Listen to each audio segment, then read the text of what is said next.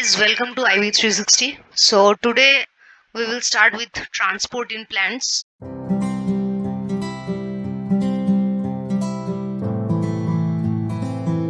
As you can see, I have already scribbled a lot in this particular slide. Transportation in plants can be either short distance transport or long distance transport. Okay. Now beforehand you should know that plants, they lack interstitial fluid as well as a regular circulatory system. They don't have blood vessels, or they don't have a heart to pump the fluid throughout their body, but still they have things and stuffs to be transported from roots towards the stem or from leaves to other parts of the plants. So they have water, minerals which they absorb from the soil via the roots, which they need to transfer to other parts of the plant towards the stem mainly. Then they have photosynthesis, they have organic solutes which they must transfer from one stem or one branch to other collateral branches or towards the roots. So all these movements need intricate systems within the plant body, and in this chapter we will talk about those systems mainly. So this is the first chapter under plant physiology. We will learn a lot about long distance transport later on, but in the initial parts of the chapter we will mainly talk about short distance transport. Short distance transport involves cell to cell transfer or transfer from one tissue to other, and processes like diffusion or active transport, they are enough to suffice the short distance transport, supplemented with cytoplasmic streaming. Here you can see a diagram. Here it is a plant cell. This box is a plant cell, and the cytosol is showing some whirlpool like movement, which is an intracellular movement, and that kind of transfers solutes from one part to other, or other molecules from one part of the cell to the other. So this is cytoplasmic streaming. In case of long distance transport, as you can see, here is a schematic diagram of a tree, and these are the branches. We have leaves, and these are the roots. So food, that means photosynthesis or organic solutes, which are manufactured in the leaves through photosynthesis, they can not only be transferred to the roots but also to other branches. So they will undergo not just vertical movement but also horizontal movement, not just longitudinal movement but also lateral movement. So this kind of transportation is multi-directional. But for water or minerals which move from roots towards the top in this direction, the direction is only longitudinal. That means unidirectional, just in one direction the materials are flowing. And for such long distance flow, we often use the term translocation for long distance transport. And if the translocation is meant for organic solutes or photosynthesis via phloem, then we call it mass flow. In the later part of this chapter, when we talk about xylem and phloem, especially phloem, we will talk a lot about mass flow, and you will understand the hypothesis behind mass flow transferred through phloem.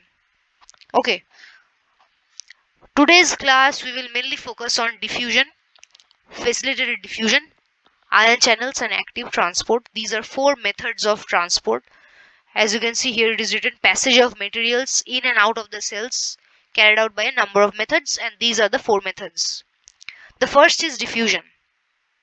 In this diagram you can see this is simple diffusion I have shown, and the materials are traveling from ECF to ICF. The solute concentration in the ECF is much more compared to solute concentration in ICF. ECF means extracellular fluid.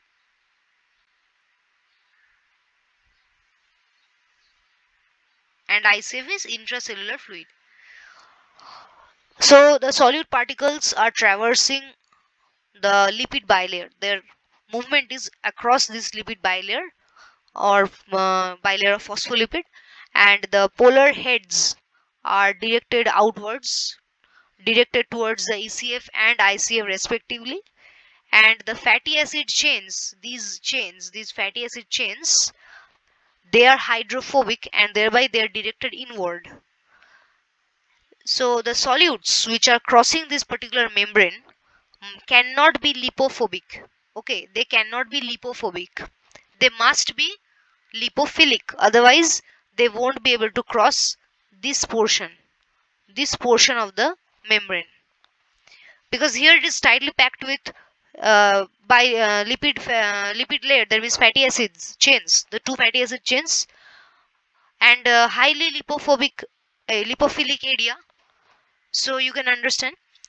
But other important factors under simple diffusion is it is not a specific process. That means any solute particle can cross the membrane.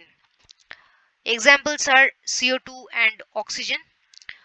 They are during cellular respiration, we know the oxygen laden blood delivers oxygen to the tissues which are undergoing respiration, and they are manufacturing CO2 which diffuses out of the cells and oxygen diffuses in.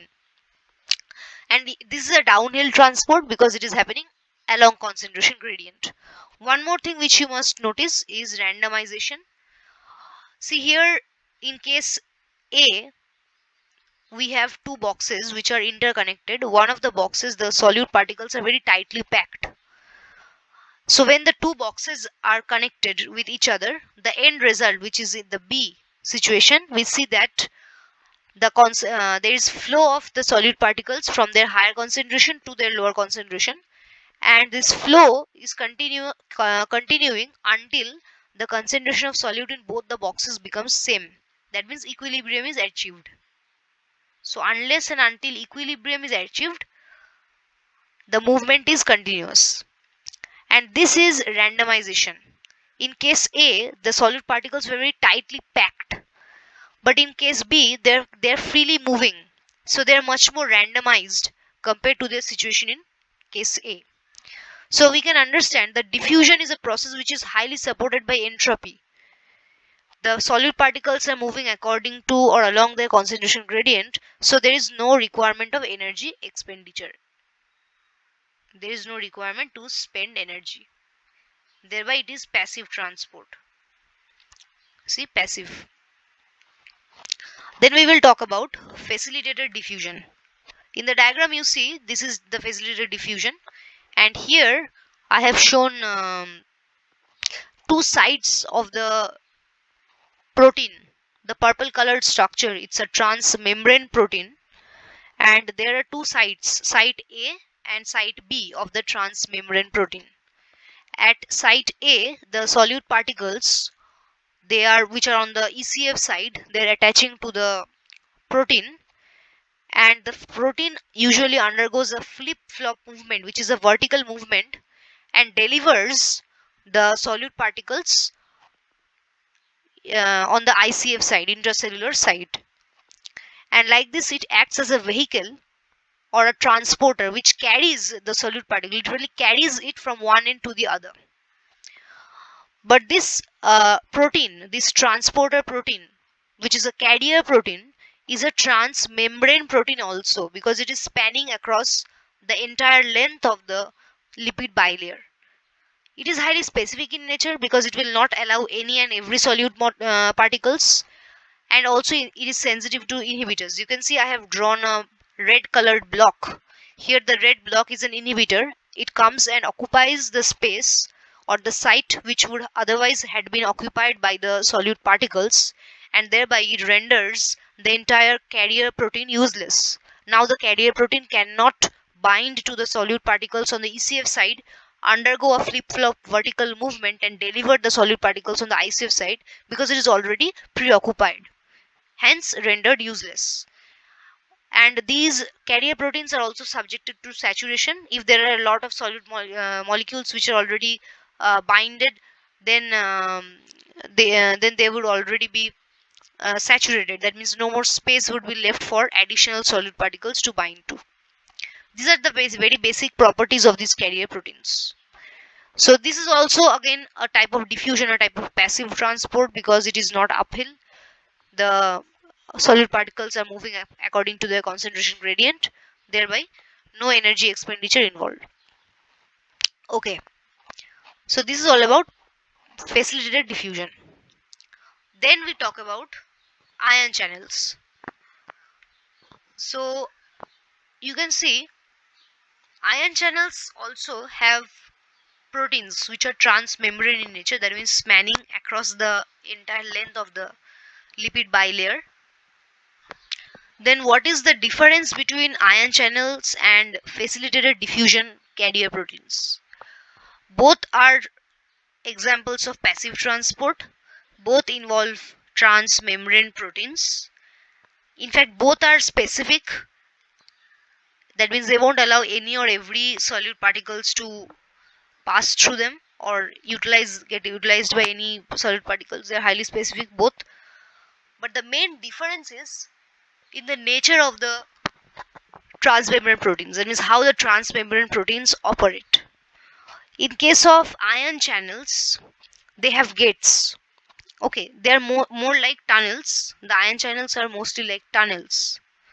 And the tunnels, they have gates. These are the gates. So these gates can be either opened by voltage, so they would be then voltage gated, or by mechanical stimulus, mechanical gated, or by temperature changes, so temperature gated, or by ligands, then ligand gated. So these various factors can regulate the gates, can regulate the opening and closing of the gates, and thereby can ensure the entry or exit of solute particles across them. So they're basically open tunnels. They're open tunnels which are transmembrane in nature, but they can be guarded by gates. So the gates will close or the gates will open depending upon these factors. They are also specific in nature and they can also be sensitive to inhibitors, but usually they are not showing saturation. Otherwise, all these things are common. So this is all about ion channels, also passive transport.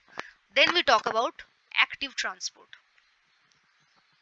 Okay, another important thing under ion channel is that one very typical example of ion channel is the transmission of nerve impulse. Transmission